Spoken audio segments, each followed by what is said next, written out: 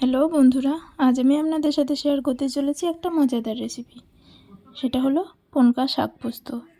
তার জন্য নিয়ে নিয়েছি পনকা শাক।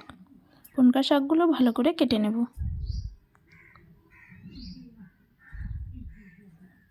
ছোট ছোট করে কেটে নেব। শাকগুলো কাটা হয়ে গেলে একটা বেগুনের হাফ আমরা কেটে নেব। আপনারা বেগুনটা শাকের পরিমাণ অনুযায়ী দিয়ে দেবেন।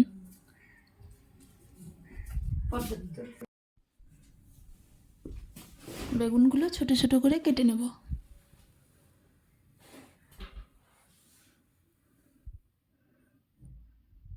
বেগুন কাটা হয়ে গেলে এর মধ্যে দিয়ে দেব মিডিয়াম সাইজের একটা আলু। আলুগুলো ছোট ছোট করে কেটে নেব। সবগুলো উপকরণ কাটা হয়ে গেলে ভালো করে ধুয়ে নেব।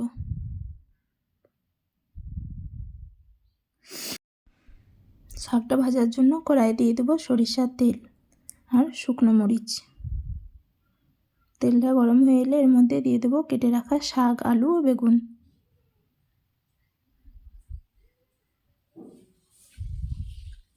শাকগুলো ভালো করে নেড়ে চেড়ে ভেজে নেব।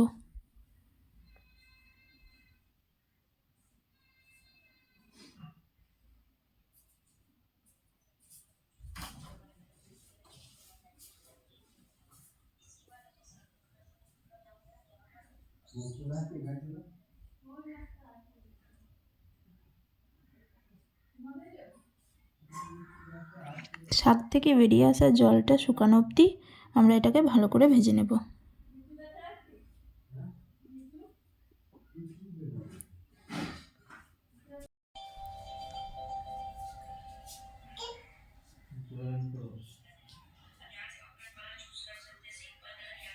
দেখুন, শাক থেকে বেরোনো জলটা আমাদের শুকিয়ে এসছে। এর মধ্যে দিয়ে দেবো এবার জল।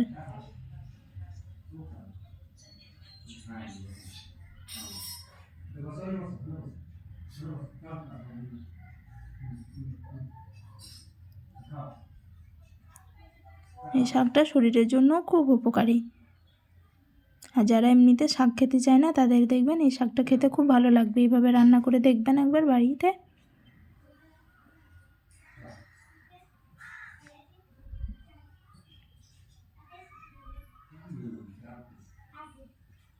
জল দেওয়া হয়ে গেলে এটাকে ঢেকে নেব। এটা সেদ্ধ হয়ে অবধি রেখে দেবো।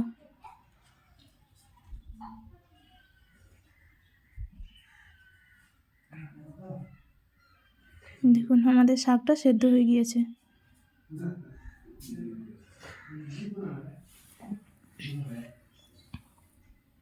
এর মধ্যে দিয়ে দেবো এবার বেটে রাখা পোস্ত, একটা ছোট সাইজের পেঁয়াজ ও 2 কোয়া রসুন।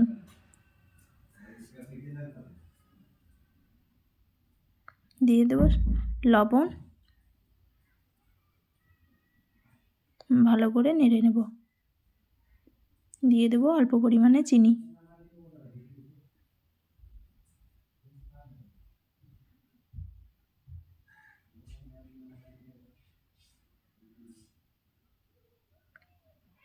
এর মধ্যে দিয়ে দেবো শুকনো মরিচ গুঁড়া। ভালো করে নেড়ে চেড়ে ভেজে নেব। দেখুন, শাকের কালারটা কত সুন্দর এসছে। যারা শাক খেতে পছন্দ করে না তারাও এভাবে রান্না করলে ভীষণ মজা করে খাবে। আর আমার রান্নার মধ্যে যদি কোনো ভুল ত্রুটি হয়ে থাকে তাহলে কমেন্টে জানাবেন। আর আপনারা এই পনকা শাক কেমনভাবে রান্না করবেন সেটাও আমাকে জানাবেন।